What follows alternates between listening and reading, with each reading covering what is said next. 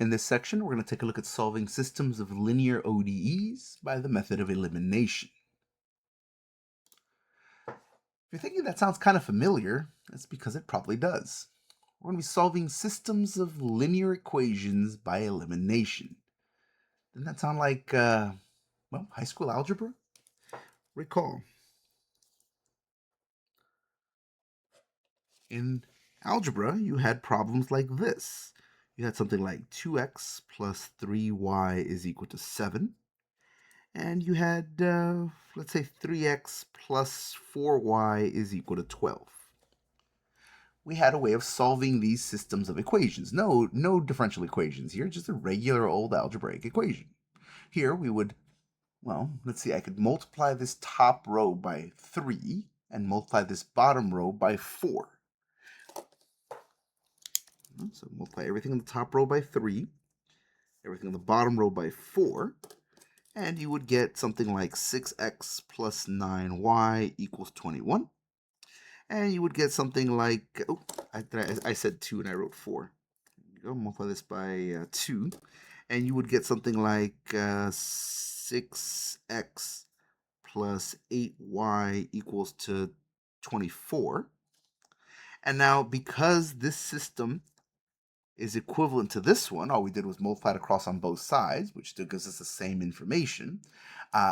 Now, since these are the same coefficient, I can now just subtract these two lines, and these would eliminate.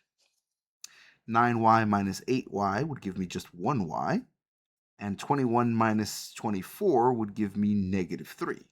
And there we go, I just solved for y. Of course, you could then do the same thing for x. You could eliminate your y value and solve for x. Or, of course, you also have the option of taking this and plugging it back in. All right, so here I'm not going to finish this problem because this is just some basic algebra. But this pattern here of multiplying by something so that we get a common coefficient and then eliminating, that's the technique that we're going to be using here. You say, well, yeah, but these are differential equations, not just regular algebraic equations. There's got to be more to it than that, right? Well, yes, but surprisingly, not that much more. Okay, so let's go and take a look here. Begin with a definition. When we say a solution to a system of differential equations,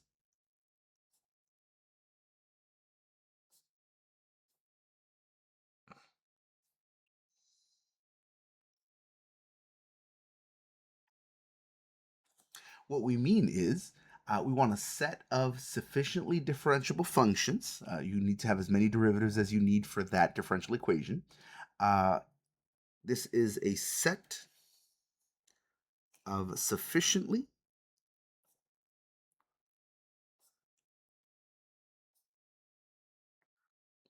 differentiable functions.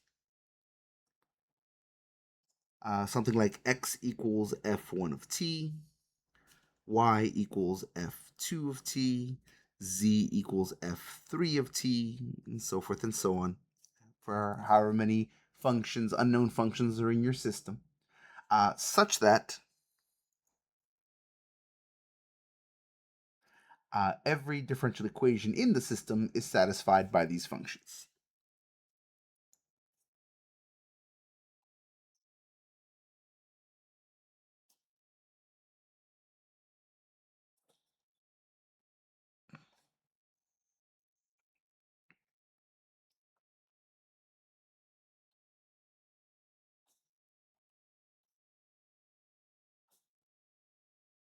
At least as long as you're in some common interval of definition I.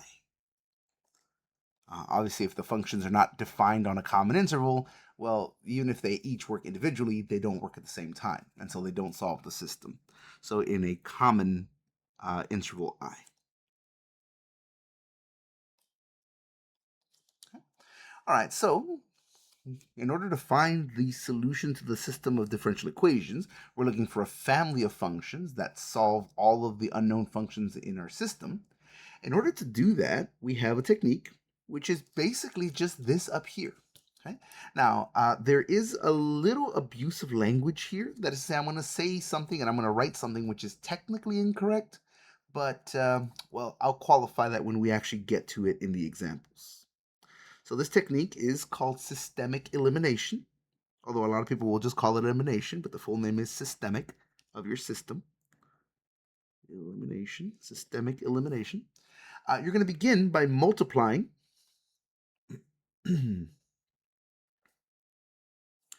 one or both equations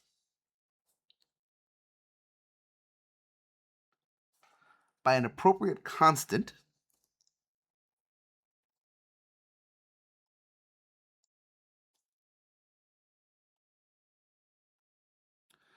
or differential operator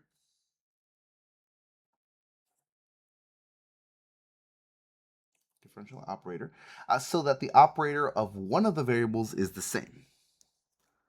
So that the operator of one of the unknown functions is the same in both equations.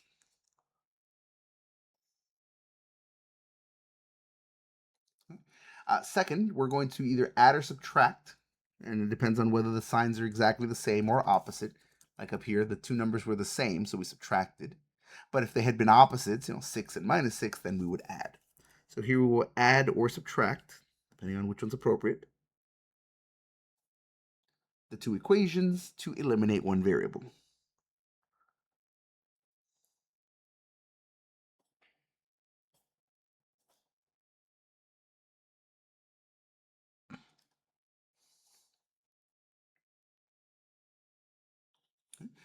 Then, once you eliminate one variable, you'll be left with just a single equation of a single variable. Just like up here. Once you eliminate one, you're just left with the other variable. Now you can solve that one using any of the techniques that are appropriate. Separation of variables. We could use an auxiliary equation. We can use whatever. One of the techniques we've learned so far in this course. So here we would solve the remaining ODE.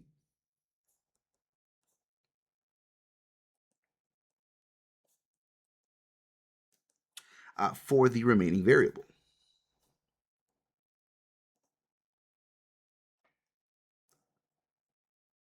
Now, of course, here that only solves for one of the variables. You would still have the other variable. So our last step is to repeat the process for the remaining variables. Repeat the process for the remaining variable.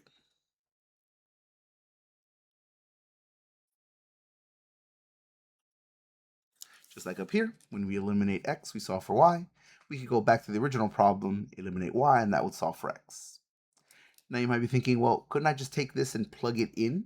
Like, I know y is -3, so plug it in and solve for x. That also works, but in systemic elimination that we'll be seeing here, it's a little more involved, which we'll see here in our examples. But do keep that in mind. We can, of course, just go back to the very beginning, or we can substitute in. Both of those will be making an appearance here in these examples. Okay, so let's begin with a fresh sheet of paper here and an example. Let's go ahead and solve the system. All right, let's do dy dt. And remember here, x and y are not variables. T is the variable. X and y are unknown functions. So here, dy dt is equal to d squared x dt squared minus x. And then the other equation will do dy dt plus 3y is equal to 2 minus 3x minus dx dt. Okay, so remember, x is the variable, and that's highlighted by the fact that this is all with respect to, t is the variable. And that's highlighted by the fact that all of this is derived with respect to t. Here we see x's, but those are not variables. The x's are functions. Likewise, y's are functions. Okay. Now, this first step here is going to be extremely helpful in making this, one, easier to write, but more importantly, familiar. These techniques here were really pretty well ingrained into us. We've seen this since probably high school. So we're going to write this in the form using differential operators. Okay, so here we're going to write this in differential operator form. That's when we use the capital D. All right, so here we're going to say capital D y is equal to capital D squared, since it's a second derivative, x minus t. And then here, I'm going to write this as dy plus 3y equals 2 minus 3x minus dx, like that. Okay. So now what I'm going to do is I'm going to make this equation, which is already starting to look a little more like this, we're going to rewrite it so that it looks a lot more like this.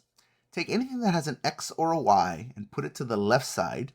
Anything that doesn't have an x or a y, put it to the right side. Now here I'm going to go ahead and bring this over. So let's see. This will give me the system of equations that looks like. I'm going to subtract this over, so I'll have minus d squared x. This is already a positive, so I'll say plus dy equals minus t. Here, I'm going to go ahead and move these both over. They both have x's. Since they both have a minus, when I move them over, they'll both be positive. So I'll say dx plus 3x, and then dy plus 3y equals, and I've just got a 2 on that side right there. Okay. Notice right here, both of these are operations on the number 3.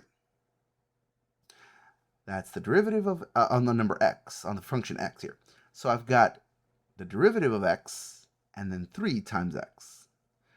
We can write that in the following form. We can write this as d plus 3 of x. That's what we called in a previous section factoring an operator. Basically, if you think of the operator as having a characteristic equation, if the characteristic equation can be factored, then so can the operator. So here we're saying, well, we know x is not a number or a variable that can be factored, but the characteristic equation can be factored, so why can't this? And the answer is it can. That's what we define by factoring out operators. Likewise, here we can write this as d plus 3y, and it equals to 2.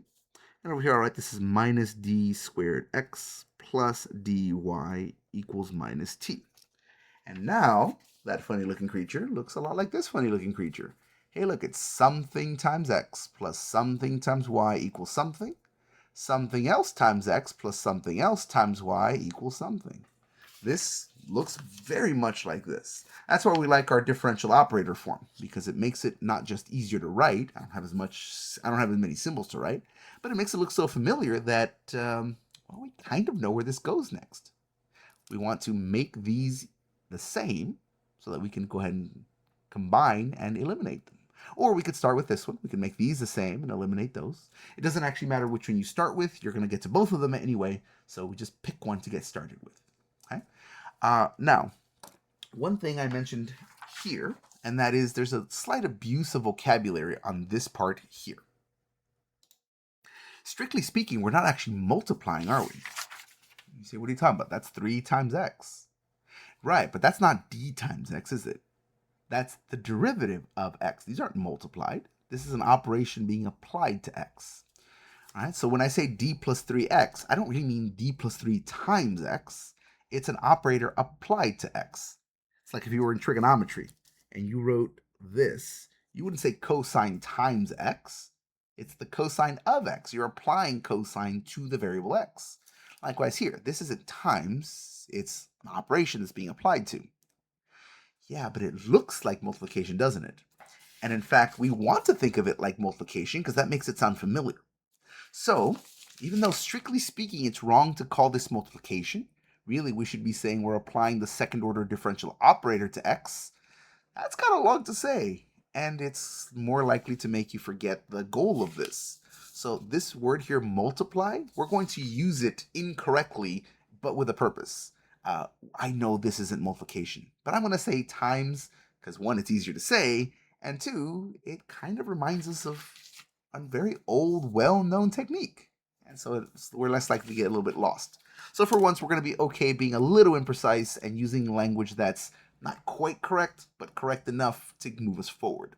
So here I'm going to say I'm going to multiply this top line. Oh, I guess I have to choose first. I'm going to choose to eliminate y. I'm going to solve just for x first. So I'm going to choose to eliminate y, which means I'm going to multiply this top row by d plus 3. Multiply the top row by d plus 3. And I'm going to multiply the bottom row by d.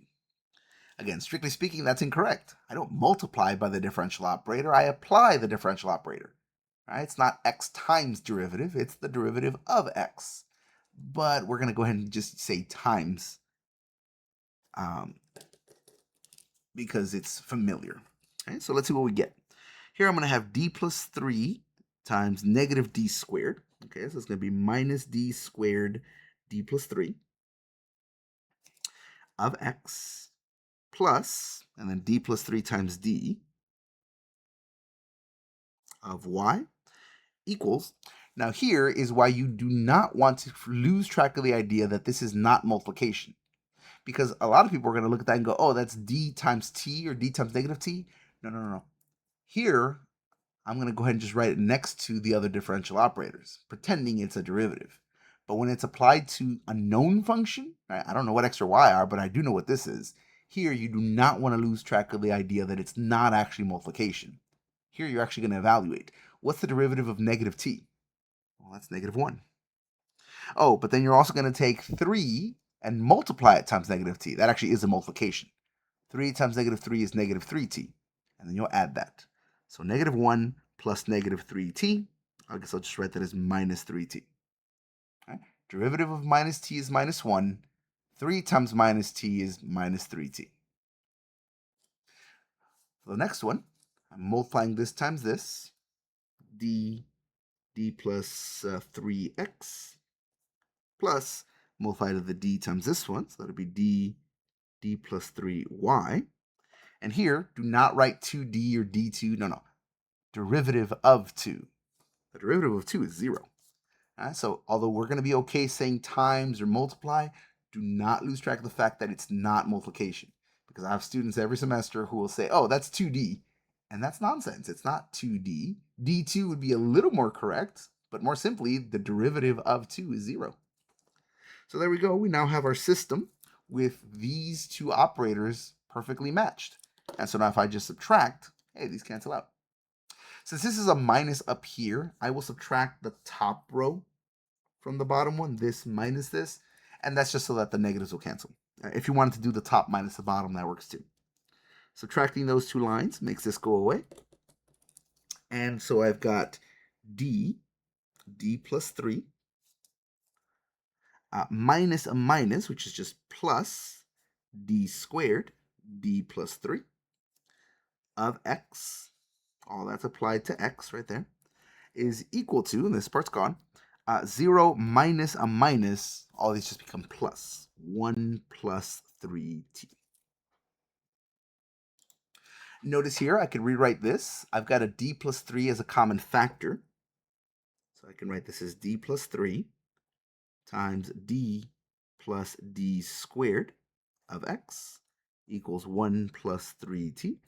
And then here I can factor out a single d. So this will give me d plus 3. And when I factor out a single d here, I've got d plus 1 of x is equal to 1 plus 3t. And now we have a single function unknown. Notice y is an unknown function, but we've just eliminated it. So now we've got a single unknown function in a ODE. Now this ODE here is equal to something other than 0. So what do we have? We have a third order non-homogeneous linear ODE. Oh, we can do that by finding the auxiliary equation to find the complementary solution. Then we can figure out our particular solution, and there we go. There's our answer. All right, so let's give this a try here. I noticed right here, since I'm going to have to find the particular solution because this is non-homogeneous, I noticed that, well, this is already factored for me.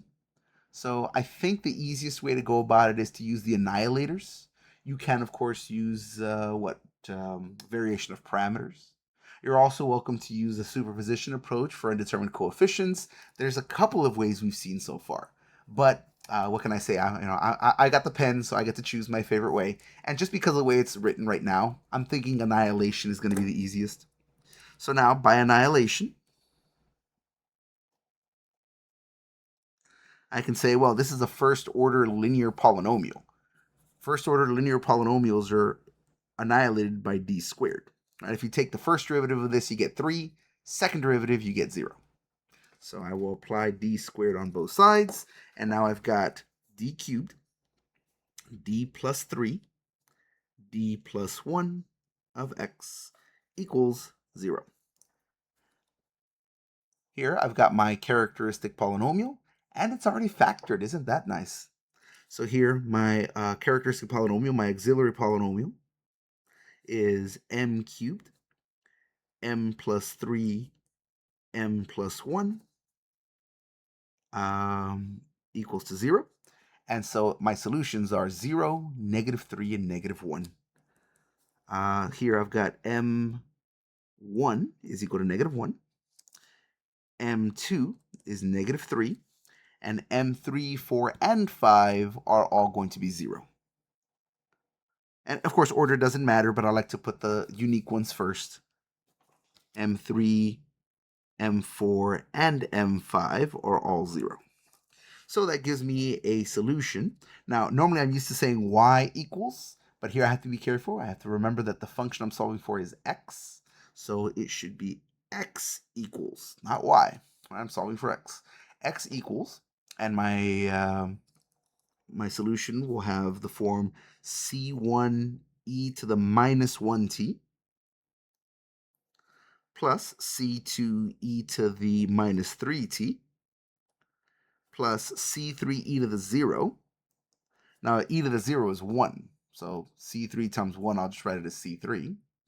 And then I've got the same thing, the same root here. So I'll have the same result. I'll have a constant, but then multiply by t. And then the next time it repeats, I multiply by t squared. If it were to repeat another time, it would be t cubed and so forth and so on. But here we stop after t squared. Okay? So there we go. That is our solution for x. But not so fast. This is the solution to x here in the homogeneous version. But we didn't actually have a homogeneous problem. We created a homogeneous problem through annihilation. But if we hadn't done that, our original problem had just 3 roots, right? The characteristic equation, the auxiliary equation only had 3 roots. A -1, that one, a -3, that one, and a single 0, that one. So that means this thing here is our characteristic equation. This is our x sub c. It feels weird writing x sub c. I've been writing y sub c the whole time, right? And then right here, this must be my particular solution, x sub p. So now I need to find these coefficients for my x sub p. All right, so let's go ahead and do that. Going back to our original equations. Oh, sorry, I said original equations. No, original equation. It's this one. After the elimination, we've only got one. So here, for this equation, we've got what? I've got, well, that would be d cubed plus 4d squared plus 3d of x equals 1 plus 3t. All I've done is I've taken this equation, the one we got after we eliminated, but before we annihilated, and that one I've multiplied it out. And the only reason I've multiplied it out is so I can very clearly see, oh, I need up to a third derivative. Okay? So this is x sub p. Well, if that's x sub p, then x prime of p is going to equal to, oh, let's see, c4t, the derivative is just c4. And here the derivative would be 2c4t. C5t. The second derivative, x double prime p, the derivative of this would be 0, because that's a constant. The derivative of this would be 2c5. And then the third derivative, since that's a constant, the derivative would just be 0. So I want the third derivative of x. Oh, it's 0. Plus 4 times the second derivative of x. Oh, that's 2c5. Plus 3 times the first derivative of x, which is c4 plus 2c5t. c4 plus 2c5t. And that's got to equal to 1 plus 3t. Okay, we can gather like terms here. Let's see. Well, in fact, I've only got one t here, don't I? I've got 2c5t is equal to 3t. Oh, sorry, I forgot the 3. 3 there. So I've got 6c5t is equal to 3t. So 6c5 must equal to 3. So I've got 6c5 equals to 3. And then here I've got 4 times 2 is 8c5. And then here I've got 3 times c4. Well, that's 3c4 is equal to my constant over here, which is 1. Right, there's only one term here with a t. That's 6c5t. So that 6c5 better equal the coefficient of this t over here, better equal to 3. All the rest are constants. They don't have any t's. So this 8c5 and this 3c4 better equal to this constant, which is 1. But now this top line tells me that, well, just divide by 6 on both sides. I get that c5 is equal to half. And when if I plug that back in, half of 8 is 4. I could subtract the 4 to the other side. I would get 3c4 equals to negative 3, which means c4 is equal to negative 1. So I've got my coefficients for here and here, and I have my solution. I've got x is equal to, well, let's see. I had this part, which is going to stay as it is, c1 e to the minus t, plus c2 e to the minus 3t, plus c3, plus, and now my particular solution, I don't leave that way. I plug in my now known coefficients. I've got plus, let's see, c4 is negative 1, so I could just write that as minus. I've got minus t, and then c5 is 1/2, so plus 1/2, 1/2 t squared.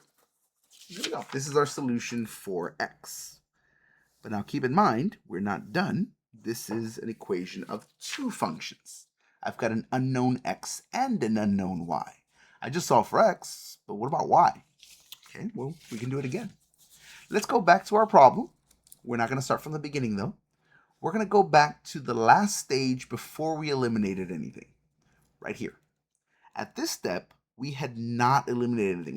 We had both x's and y's. In our very next step, that's when we eliminate. So we're going to go back to the last step before elimination, and then we're going to basically change our mind. Instead of eliminating y, we'll eliminate x. Okay, so now, solving for y, okay, we're going to go back to this problem here. We're going to say, let's see, minus d squared x plus dy equals minus t. D plus 3x plus d plus 3y equals 2. And instead of eliminating this y right here, as we did in the last stage, now we'll eliminate x. Okay, so let's give that a try. Let's go ahead and multiply by d plus 3 here. And here I'll multiply by d squared. And so I get a new problem that looks like negative d squared d plus 3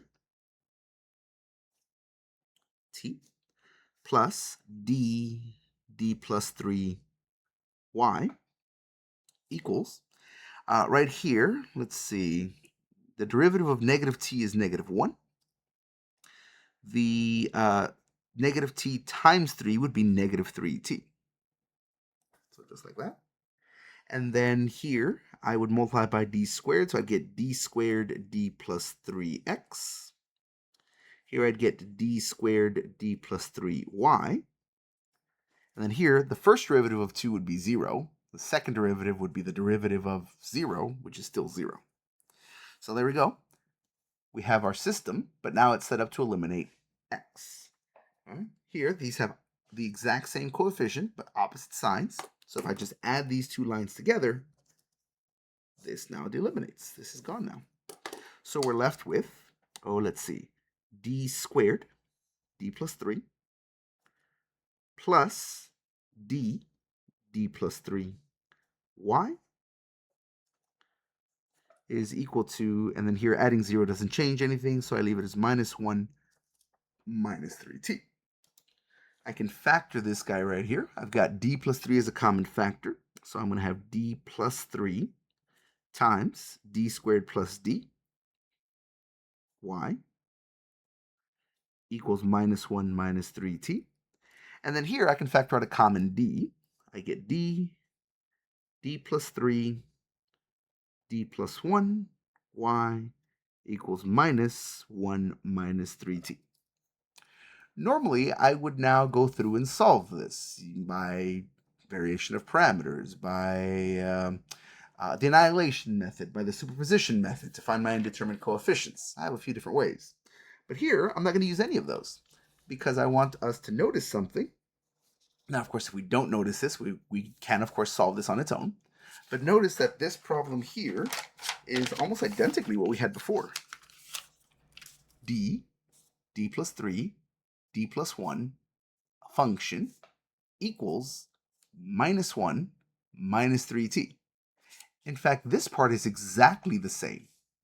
This part is almost the same, it's just the opposite. Okay? So, because this part is exactly the same, that means our characteristic equation would be the same. And that means that our complementary solution will be the same. So here, we know that our y is going to equal to, well, the complementary part will be exactly the same. It'll be a constant. Now, we do have to be careful here, because right here I have, right here I have constants C1, C2, and C3. Right here I'm going to have constants, but there's no reason to suspect they're the same constants as before. So we had C1, C2, C3. We should use C4, C5, and C6 now. They might be the same constants. There's nothing saying they can't be, but also we don't know if they are or not. So here, the complementary solution will be exactly the same. The constants may be different, so we should use different numbers. I'll use C4, C5, and C6.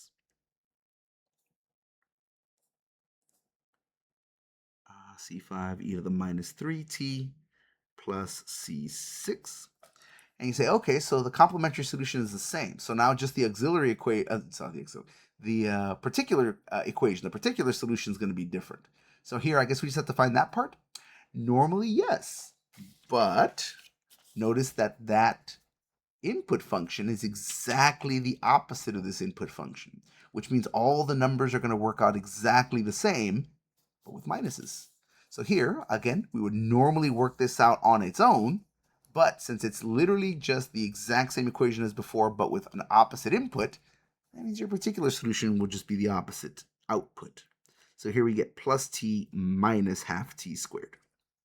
If you did not notice that, of course, you can always just do that from scratch. But if you do notice something like that, hey, awesome, saves a little bit of work. Note that if this had been different, like if it had been like just a plus right there and that was still a minus, then it wouldn't be the same as our previous problem. It wouldn't be the opposite as our previous problem. It would be just different. It wouldn't be exactly the same, nor would it be exactly the opposite. So in that case, we do have to go back and start from scratch. The only reason we're able to do this is because this is exactly the same, so it has exactly the same result, or it's exactly the opposite, so it has the exact opposite result. It's a nice coincidence that this one works out like that. So we have our solutions for x and y. Do note that, again,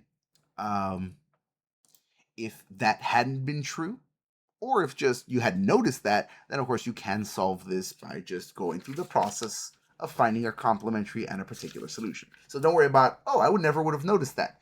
Oh, that's fine. You would get the answer anyway. Now, here we see our two solutions, but unfortunately, we're not quite done yet. We're not? Why not? Well, we have one little issue, and that is we have way too many parameters here. What do you mean? Well, our original system, where was it? Up here. Our original system, this has two unknown functions, an x and a y. First order, second order, whatever, you have two unknown functions. Which means that if we were going to find C1, C2, if we were going to find these constants here, let's say, for example, we had an initial value problem. Well, for a function of two equations here, sorry, I said that backwards. For an for a system of equation with two functions in here, the most I could have is what? I could find x at 0, x prime at 0, y at 0, y prime at 0. I have a limit on the number of the initial conditions that I'm allowed to use, that I'm allowed to find. But if I have a limit on the number of initial conditions, then I have a limit on the number of unknown parameters. That's too many. So here, I have more parameters than my system could ever solve for. You say, what? So then there's no solution to this? Well, no. It's just we can't leave it in terms of this many parameters. Okay, so what do? Well, we go back to our system and we plug in. Going back to our original system here, we have two different places where we can plug in.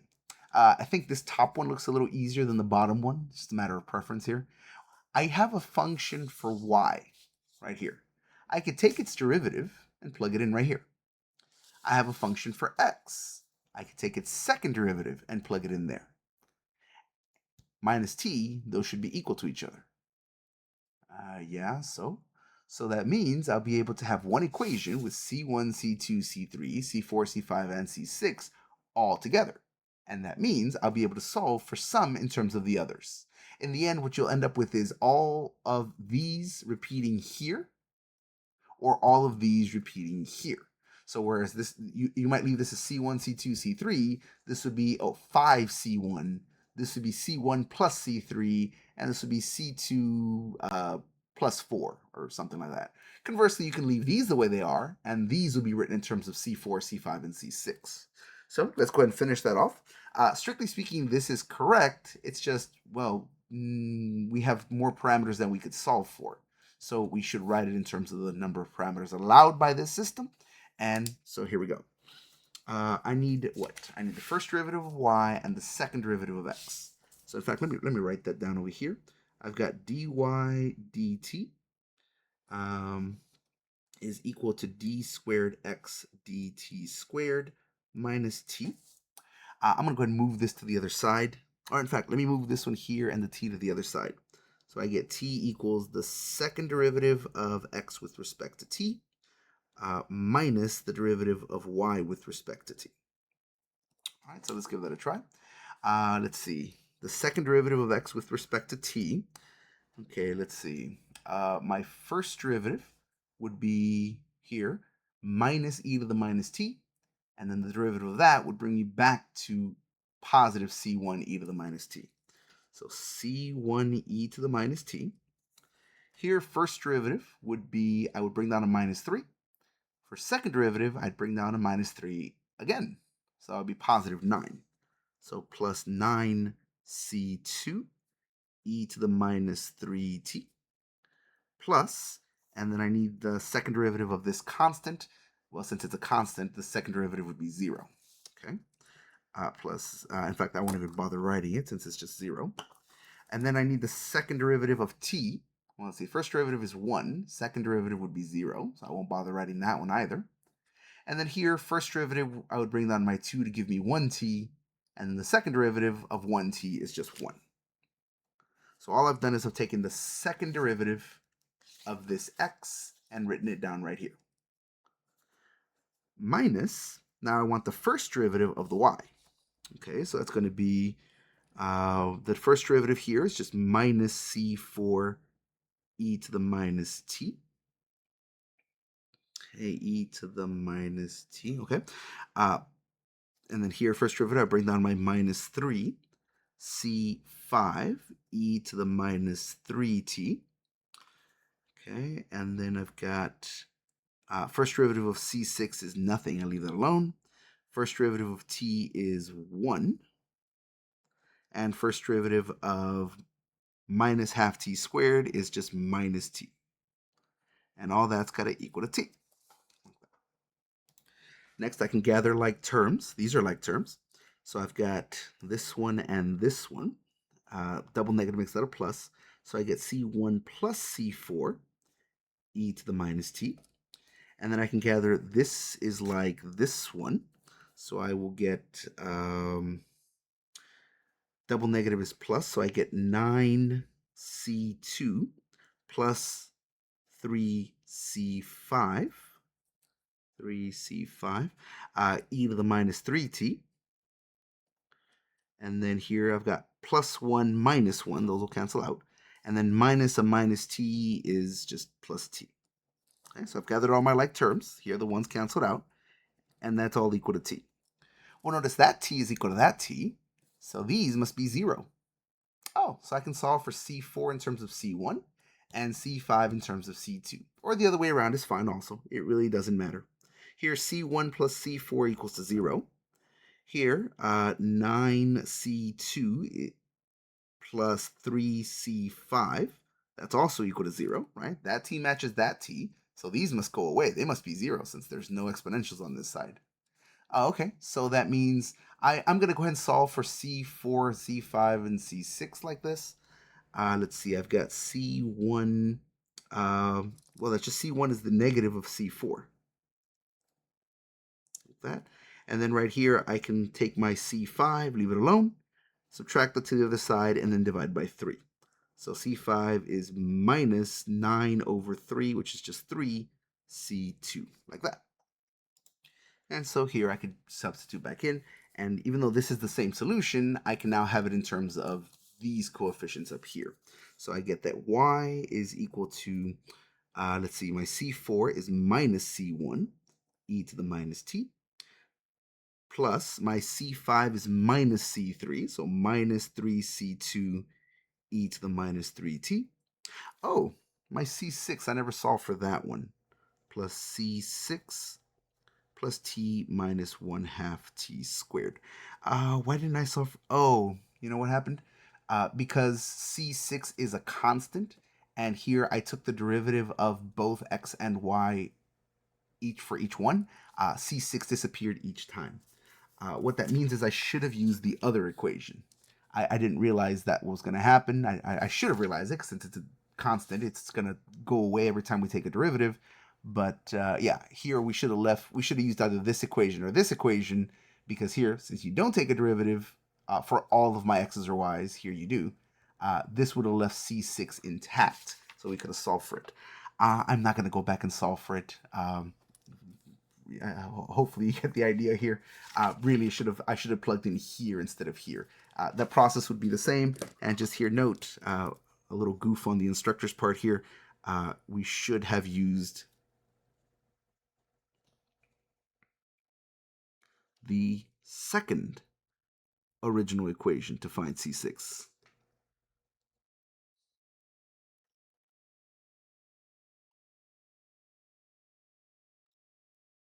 And frankly, I think I'm just gonna let that one go. I'll just say this. This is approximately our answer, and I just didn't find that one because I just frankly used the wrong one. So I'm not gonna go back and use the other one. So here, this one is correct as is. This one would be correct if I had been able to find C6, which I would have if I had used the second starting equation instead of the first. All right. Okay, so that is a full example of doing this. Let's go and take a look at one more example here, and it is our example. So far, we have seen one example, the tank problem, used a few different times throughout this course. At the end of section 3.3, we ended with a model. We had begun with, it was a tank that had some water coming into it, and it was a brine solution, so not just water mixed with salt. And then that tank was emptying to a second tank. However, that second tank was partially emptying back to that first tank, but also partially emptying out of the system. And I don't remember the numbers for it from the beginning here. Oh, actually, I could look those up. Here we go. Yeah, this one. So I've got, it was 3 gallons of 3 gallons per minute, and this one was pure water. Okay. And then this was going this way at 4 gallons a minute, and then this was going back this way at 1 gallon per minute, and then this was going out at 3 gallons per minute. Let's see, the starting concentration was we had, let's see. Here we go. This tank here had 50 gallons of water, and it started with 25 pounds of salt. This one also started with 50 gallons of water, but this one had no salt in it at all, at least at the start. Okay, so at the very beginning, 50 gallons for both, 25 pounds of salt here, no pounds of salt here. Fresh water was coming into the system. This was being mixed and being sent this way, and then this one was being mixed, and some of it was being sent back to the first tank, but some of it was going out of the system. We had 4 gallons coming in and 4 gallons going out, so the amount of water never changed. We had 4 gallons coming in and 4 gallons going out, so the amount of water never changed. So the amount of water is constant. What we had was a problem about the amount of salt. We wanted to find out the amount of salt in any tank at any given time. And at the end of that section, the end of our third unit, we had the system of equations dx dt is equal to 1 over 50 x2 minus, not x2. We could do x1 and x2, but I'm going to do it as x and y. We had 1 over 50y minus 2 over 25x, and then we had dy dt is equal to 1 over 25x minus 2 over 25y.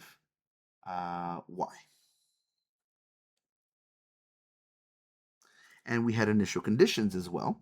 We had that x at time 0 was equal to 25, the 25 initial pounds we had, and y at time 0 was equal to 0, the 0 pounds that we initially had. Oh, sorry, there should be a 2 here. Yeah, sorry about that. It should be 2 over 25x minus 2 over 25y. Okay, so yeah, that should be 2 over 25. Let's see now. Okay, so now we can solve this system. We're going to begin by, oh, actually, you might want to try this. This is a problem that we derived at the end of the third unit after chapter 3. If you want to try this, go ahead and pause the video and give it a try. If you're not sure what to do with the initial conditions, just go ahead and solve up to what we did in the last problem. This one should be much shorter and simpler than the one we just saw. If you think you know what to do with the initial conditions, give it a try. If not, solve just up to the solutions for x and y. And once you're done, go ahead and unpause, and when you can see the answer, we'll do it together. All right, so here we go. I'm going to change this into the differential form. I'm going to write this as dx equals 1 over 50y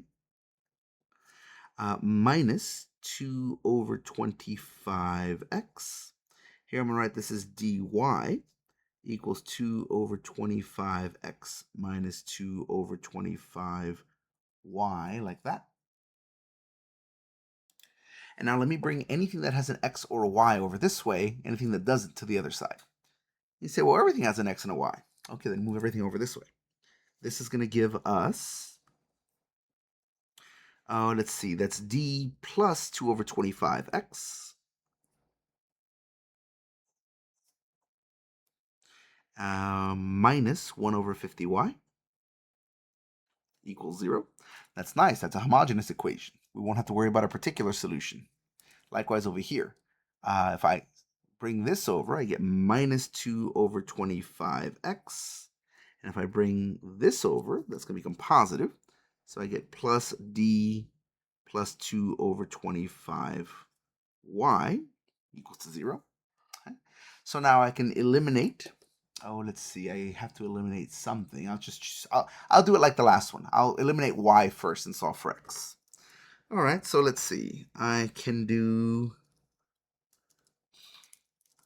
multiply this top line by d plus 2 over 25. Bottom line by 1 over 50. This. And so I get a system that looks like, well, that's itself. So that's d plus 2 over 25 squared of x times x, however you want to say that, minus 1 over 50 d plus 2 over 25 y And of course, take a derivative of 0, you get 0. Multiply by 0, you get 0. All that 0. That's nice. Over here, if I multiply these, I get negative 2 over 1250. So that's 1 over 625. Negative 1 over 625 x plus 1 over 50 d plus 2 over 25 y. And again, anything times 0 is 0. And now these are exact opposites. So if I just add these two lines, things cancel out nicely. So let me multiply this out. I've got d squared. That'll be double 2 over 25d. So that'll be 4 over 25d. And then squaring 2 over 25 will give me 4 over 625. 4 squared is 625. But then I've got plus a negative 1 over 625, which I'll just say minus x. This, I don't have to combine. It's 0. And over here, that's also 0. Okay? So now we have what? I can combine those two. And I've got now a second-order linear homogeneous problem. This should be pretty simple. I've got d squared plus 4 over 25d. 4 minus 1 would give me plus 3 over 625. X equals 0. Here I notice this is factorable. Right? This is a factorable operator. It's d, let's see. 25 squared is 625. And then 3 times 1 would be 3. 3 plus 1 would be 4. So here I could do 1 over 25 and 3 over 25. I think that's right. D squared. 3 over 25 plus 1 over 25 is 4 over 25d. And then this product is 3 over 625. Yeah, that works. So that means that our auxiliary equation is already nicely factored. M plus 1 over 25, m plus 3 over 25 equals 0. That means that the roots of our auxiliary equation are negative 1 over 25 and negative 3 over 25. So we would have our solution. We have x equals, here we don't need to find a particular solution. This is homogeneous. That's it. That's the answer. So here we would get C1 e to the minus 1 t over 25. I'll write it as just t over 25. And then plus C2 e to the minus 3t over 25. Just like that. So that would be our solution for x. Now we could do the same thing for y. Right? Let's see. Going back to our equation here, the very last step before we eliminate it. Now solving for y.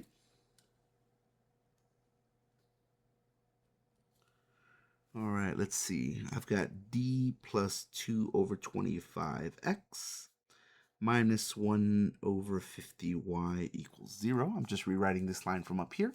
And then this line, negative 2 over 25x plus d plus 2 over 25y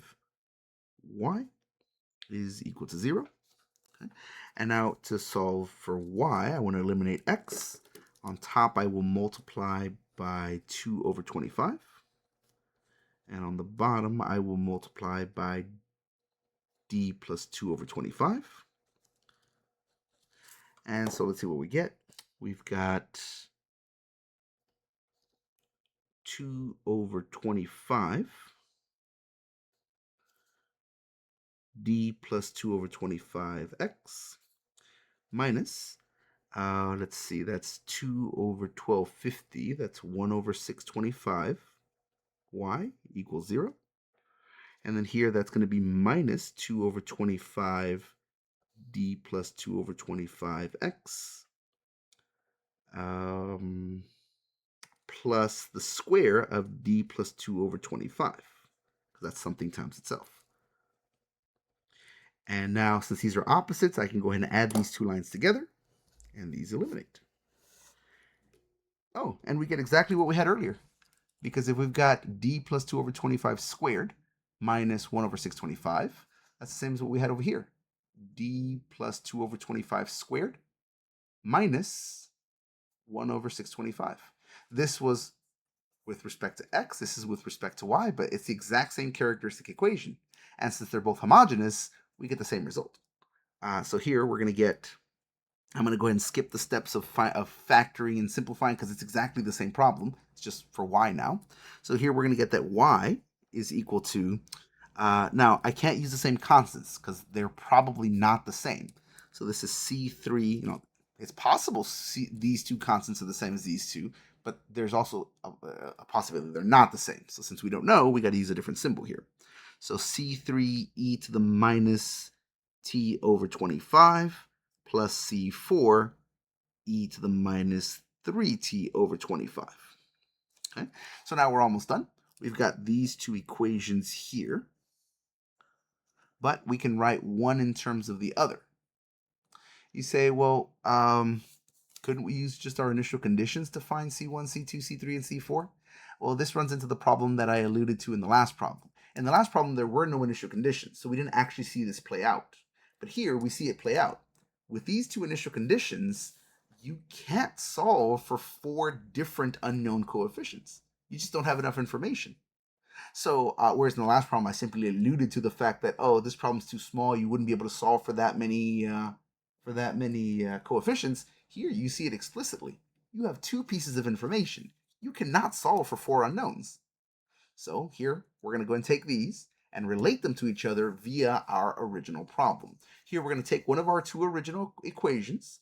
We won't run into the problem that we had last time. Last time, I should have picked a more complicated equation so that I could so that I didn't eliminate all of my coefficients. Here, both equations are first order linear constant coefficients. There is no problem that's more complicated than the other. So here, I can just pick one. Let's see. I say that, watch me be wrong. So let's see, dx dt. I'll just pick the first one. So I'm going to say dx dt is equal to, what have I got? 1 over 50 y minus 2 over 25x. Okay. All right, so now I'm going to go ahead and take these 2 solutions and just plug them in. All right, I want the derivative of x with respect to t. Well, here's x, so its derivative will be, I will bring down the minus 1 over 25. So I get minus 1 over 25 c1 e to the minus t over 25. Plus, and then I can bring down the minus 3 over 25 here, minus 3 over 25 c2 e to the minus 3t over 25. That's equal to, now I have 1 over 50 times my y. I don't need to take a derivative here. I just plug in y exactly as it is.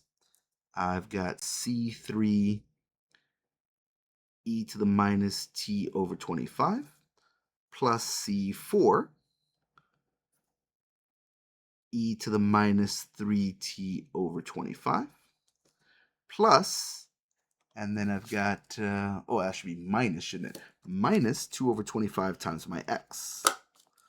Minus 2 over 25 times my x, which was, again, my x was this back here. So that'll be c1 e to the minus t over 2. Oh, sorry, over 25. Plus c2 e to the minus 3t over 25. There's a whole lot of fractions going on here, but I noticed that I have a common denominator of 50 for every one of these fractions, so I'm just going to multiply across by 50. I don't have to do that, but that'll make my numbers a little easier to handle. I'm just going to multiply everything by 50. Okay, so I've got negative 2 c1 e to the minus t over 25 plus 25 over 50 over 25 is 2 times the minus 3. That'll be minus 6 c2 e to the minus 3t equals, okay, here I can combine like terms. Here the 50 and the 1 over 50 cancel out. Here 50 over 25 is 2 times 2 is 4. So what I'm going to do is I'm just going to say all that becomes the number 4. Don't forget there's a minus there. So I've got minus 4 times this, and then this. So since these are like terms, I'll combine them. I've got C3 minus 4C1 e to the minus t over 25. And then here, again, the 50 and 150 cancel, so I've just got C4. And then this is like this one. They have the same power. So I'm going to say this one plus negative 4C2 e to the minus 3t over 25, like that. And so this must match that, and this must match that, because they're like terms. Negative t, e to the negative t over 25, e to the negative 3t over 25. At least they would be like terms if I wrote it correctly. So now I have a nice simple little system here. Let's see. This one must match this stuff. So negative 2c1 is equal to c3 minus 4c1. And then here I've got this one must match this one. Minus 6c2 is equal to c4 minus 4c2. Like that. Okay, let's see. C3 and C4 are almost by themselves anyway. I can just combine here. So let me add the 4C1 this way. So I get C3 equals negative 2 plus 4 is 2C1. And then here I've got, I can just add 4 this way. Negative 6 plus 4 is negative 2. So I get C4 equals negative 2C2. So finally, we can pop that back in, and we get, well, we know x is equal to, and I'm just rewriting what I had over here so I don't have to keep flipping back and forth, c1 e to the minus t over 25 plus c2 e to the minus 3t over 25. And now y is equal to, we're going to replace c3 with 2c1. So 2c1 e to the minus 2 over 25. T over 25. And then C4, we're replacing that with minus 2C2. All right, C4 is minus 2C2. So minus 2C2 e to the minus 3t over 25. So this is now our solution to our system. Without initial conditions, we would be done. But our last step, we have our initial conditions. Plug them in. So here, x at 0 is going to be C1 times e to the 0. Well, that's just 1. I'll just write it as C1. Same thing here. E to the 0 is 1. In fact, all of these. If I plug in 0 to any of these t's, I just get the coefficient, because e to the 0 is going to be 1 for all 4 of these. So if I plug in 0, the top line gives me C1 plus C2, which I know that's got to come out to 25. And if I plug in 0 in for y, I get 2C1 minus 2C2, which I know that has to come out. Y at 0 has to come out to 0. Let's see. That's a nice, simple little system. I can just double the top line here. I get 2C1 plus 2C2 equals 50. Leave the bottom one alone. 2C1 minus 2C2 equals 0. And I'll add these two lines together. Those cancel. You get 4C1 equals 50, which means C1 must equal to 25 halves. But here, C1 and C2 must be equal to each other, because when you subtract them, you get 0. Oh, okay, so then C2 must equal the same thing. So C2 is equal to 25 over 2 as well.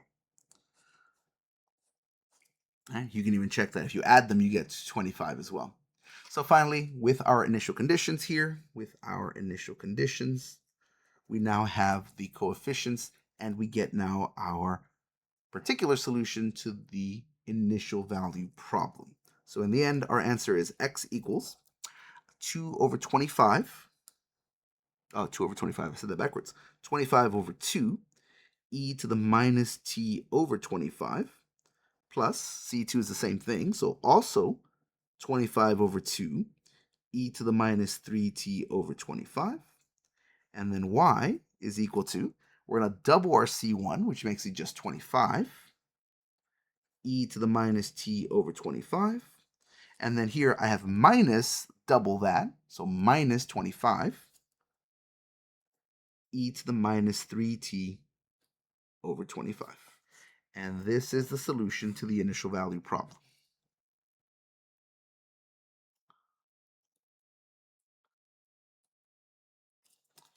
And that's it. That's the end of our problem. So the solution to the problem from the end of Unit 3, from the end of Chapter 3 of our tank, these are the two models for the amount of salt in either tank at time t. One thing to notice, they're both exponentials with a negative coefficient.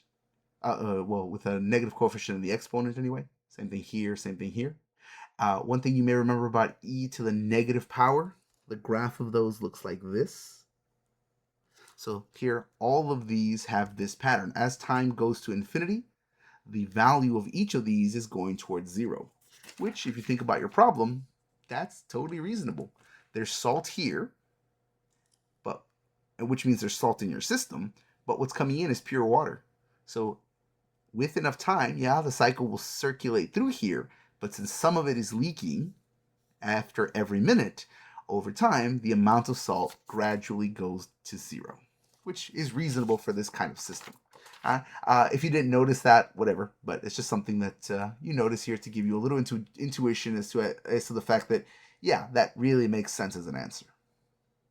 So that's it for this topic. That's it for this section. If you have any questions, comments, or problems, please let me know. Otherwise, I hope you all have a nice day.